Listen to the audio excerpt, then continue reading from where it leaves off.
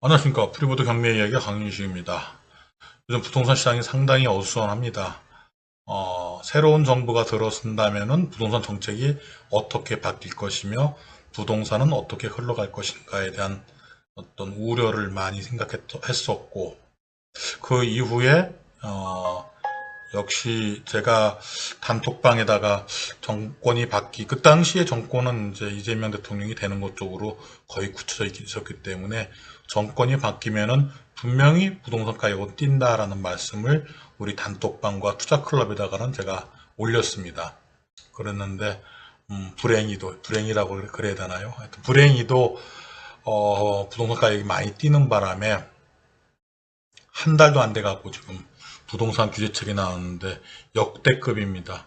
무시무시한 부동산 규제책이 지금 나와 있는 상태고, 부동산 시장은 냉각 시기로 지금 접어들고 있습니다. 이번에 발표된 규제책을 들여다보면요, 대출의 한도를 6억으로 묶는다. 그 한도 내에서 대출을 빌려서 집을 보유했을 때, 취득했을 때에는 무조건 6개월 내에 전입을 해라. 그리고 전에 있는 집은 무조건 팔아라. 이 약정을 지키지 못한다면은 무조건 대출금은 상환해 가겠다. 굉장히 대출이 어려워졌다는 얘기죠. 그러다 보니까 대출 사금융권에서 돈 빌려주겠다는 스팸 메일만 무시하게 쏟아지는 것 같아요. 참 무섭습니다, 세상. 정말 빠르게 돌아가는 것 같아요. 이렇게 누르면은 여기서 푹 튀어 올라오는. 근데 저는 이런 생각합니다. 지금까지 경매 시장에서 이 투자를 해오면서 정부의 정책에 반해서 정부의 정책을 나는 싫다, 나는 거부한다, 대항한다 이러면서 대항해서 싸워서 이긴 투자가 하나도 없습니다.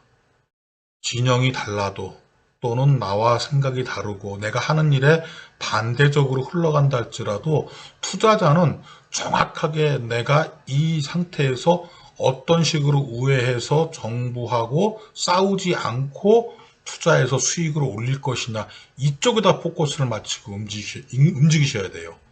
그렇지 않고 대들고 싸우겠다고 뭐 아니다 기다 그거는 그냥 푸념이에요. 푸념. 이미 정책이 정해져 있는데 왜 싸웁니까? 우리가 다른 길로 갈 수 있는 방법을 좀 찾아봐야죠. 근데 내가 푸념 중에 하나는 내가 말씀을 좀 드리고 가는 게 맞지 않을까 싶습니다. 저는 경매를 평생 해왔던 사람이기 때문에 경매만 바라보고 투자했던 사람입니다. 경매라는 것이 어떤 것이냐 하면은 시세보다는 무조건 싸게 취득해서 시세나 아니면 시세보다 조금 낮은 금액으로 매각해서 수익을 내는 구조예요. 그러니까 항상 부동산 가격을 끌어내리는 일을 하고 있는 거죠. 정부는 지금 투기 세력에 대해서 부동산 가격을 올리는 주 요인이다 이렇게 보고 있어요. 우리는 가급적이면 도소매로 사서 소매나 소매보다 좀 저렴한 금액으로 매각하기 때문에 부동산 가격을 안정시키는 거에 일조를 하고 있다. 저는 그렇게 생각을 합니다. 그렇다면은 조금 더 진보된 얘기로 해본다면은 다른 대출은 다른 분들 투자해서 투기라고 그러겠죠. 그분들은 투기해서 투기하기 위해서 대출을 일으키는 거하고 저희가 경매 시장에서 대출을 일으키는 거하고는 좀 차별화해서 저희는 정책적으로 대출을 완화해 줬으면 좋지 않겠습니까? 라는 이야기를 목구멍까지 올라오는데 용산까지 들리려나요?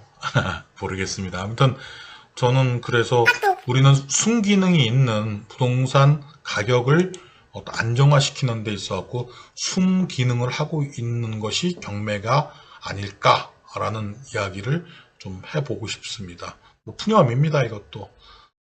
자, 푸념은 이만하고요. 푸념한다고 뭐 규제책이 바뀔 것 같지는 않기 때문에 우리는요, 정확하게 이런 대책이 나오고 이렇게 정책 변화가 있으면은 거기에 맞게끔 투자의 방법과 틀을 조금 바꿔서 최대의 수익을 낼 수 있는 방법을 찾는 그런 사람이 돼야 됩니다. 그래야지 투자에서 성공합니다. 그렇지 않고 여기에 푸념하고 자꾸 대들고 싸우고 이건 아닙니다라고 하면은 그냥 그 사람은 투자가 망가지는 겁니다. 망하는 겁니다. 그래서 제가 이런 경험을 꽤 많이 해왔죠. 굴곡 있게 경매를 해왔기 때문에. 제가 아마 노무현 정부 때부터 경매를 했나? 그 전이었나? 아마 그 정도 될 것 같습니다.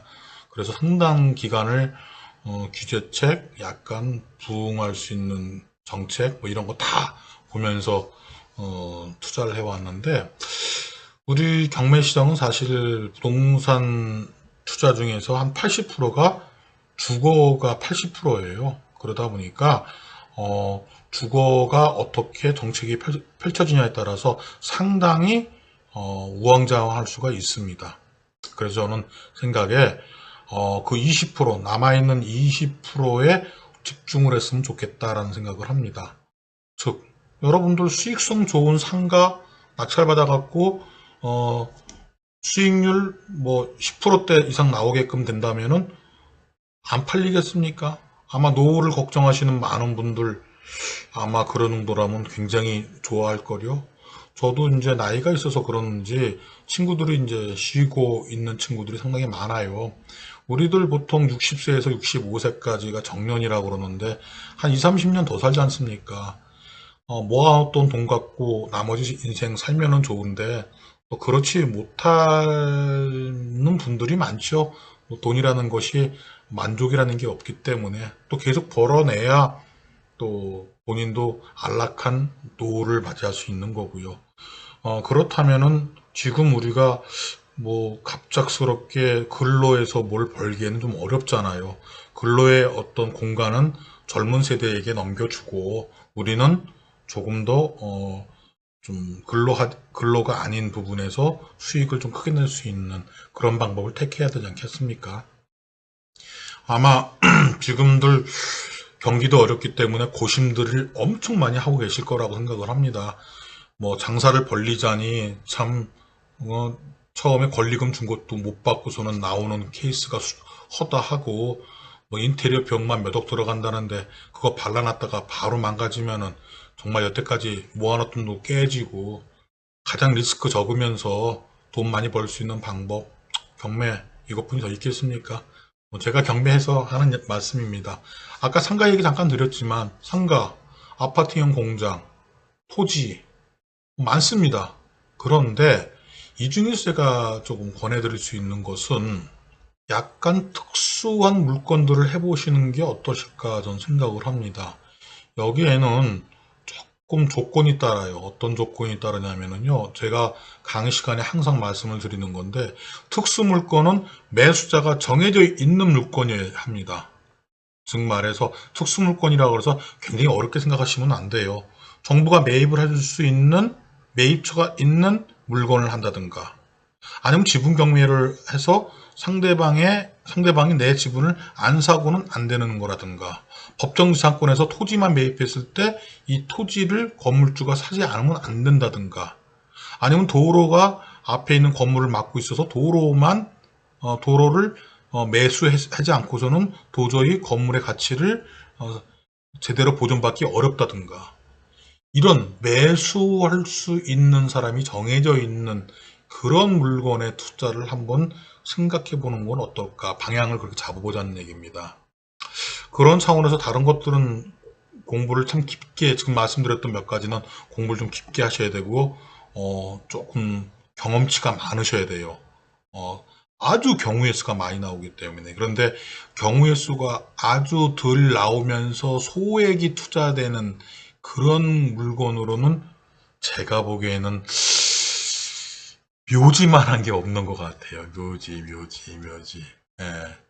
제가 취득할 때는 지방의 임야의 가격으로 취득했다가 묘지라는 지목으로 바뀌면서 가격이 3배, 4배로 뛰기 때문에 그 아주 기가 막힌 그 툴을 여러분들이 요번에 한번 이 지금 어려운 이 시기에 한번 써보는 거 어떨까 싶어요. 물론 지금 제가 아까 말씀드렸던 그 많은 부분들 뭐 지분이라든가 도로라든가 뭐 법정상 전부 다가 해볼 만한 것들이에요. 제 머릿속엔 다 있기 때문에 여러분들이 이제 필요로 한다면은 제가 좀 도움 줘가면서 해볼 수는 있습니다. 같이 할 수 있습니다. 그럴 때 한 가지씩 풀어가는 게 맞지 않을까 싶어요. 그래서 지금처럼 이렇게 참 어수선하고 무엇을 투자해야 할지 모를 때 방향을 잡고 앞에서 횃불 들고 이쪽입니다 하고 방향 제시를 해줄 수 있는 그런 사람이 돼야 되지 않을까 싶어서 오늘 사실 이 동영상을 열었어요. 제가 그래서 시간을 내 갖고 단가반 형식으로 묘지에 대한 전 부분을 1부터 100까지 싸그리 다 모아서 여러분들이 투자를 한번 제대로 해볼 수 있는 기회를 만들어 드리고 싶어요. 그래서 단가반 형식으로 한번 개강을 해볼 생각인데 뭐 1, 2회차 정도 될 것 같아요. 한다 그러면은 그렇게 해서 새로운 투자처 그러니까 옛날에 말이에요. 그 노래방 가서 그 노래 한 곡 하려고 그러면은 2시간 전에 예약하고 2시간 후에 술 먹고 와서 노래방 들어갔습니다. 근데 지금 노래방 너무 많아졌죠. 그 노래방들 지금 1시간 들어가면은 2시간씩 넣어주잖아요. 그래요. 지금 제가 오픈하는 게 아마 별로 많지 않을 거예요. 이런 강의, 묘지 강의를 할 수 있는 사람 많지 않을 거라고 생각해서 지금 여러분들이 선점에서 들어와서 재미를 보신다 그러면 지금 상당히 큰 재미를 보지 않을까 저는 생각이 들어서 첫 번째 단원으로 제가 묘지를 한번 단과 형식의 강의를 한번 시작해 보려 그래요. 여러분들 한번 잘 이용해 갖고 소액으로 이건 큰 돈 안 들어가는 게임입니다. 어차피 크게 못 사요. 크게 사갖고는 허가가 안 납니다. 허가가. 그래서 지목이 임야가 묘지로 변경되면서 누구를 타겟으로 해서 매각해서 큰 수익을 올릴 것이냐. 대부분 분들이요. 지금 장명문화가 화장문화지만 묘지에 들어가겠다고 말씀하시는 분들은 돈이 굉장히 많으신 분들이에요. 또는 굉장히 신망이 있고 사회적으로 굉장히 높은 지위에 있으신 분들이 묘지를 찾습니다. 죽어도 나 잊지 말라는 얘기죠. 그런 분들에게 뭐 돈이 문제겠습니까?